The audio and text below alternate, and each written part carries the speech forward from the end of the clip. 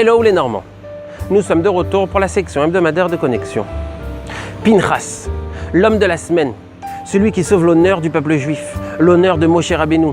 Il met hors d'état de nuire, par un acte ferme et rigoureux, le provocateur principal de l'épisode. Et là, la Torah attribue au profit de Pinchas plus de versets qu'elle a même l'habitude d'attribuer à des sujets qui ont l'air a priori plus conséquents. Mais si Pinchas suscite tant d'estime, alors pourquoi ne pas lui offrir un poste clé, comme le leadership à la succession de Moshe Rabbeinu, ou tout autre poste?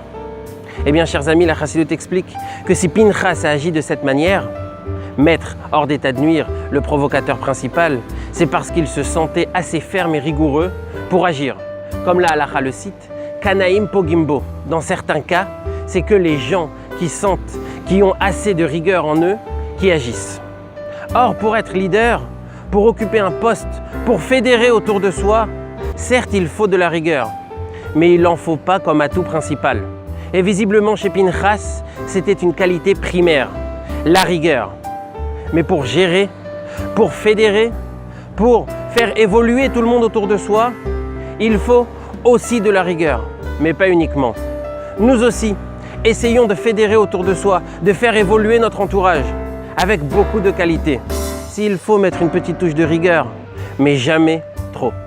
Shabbat Shalom à tous. Chers amis, vous l'attendiez, elle est arrivée. La saison de juillet-août est là. Vous êtes nombreux les touristes à venir nous rendre visite en Normandie.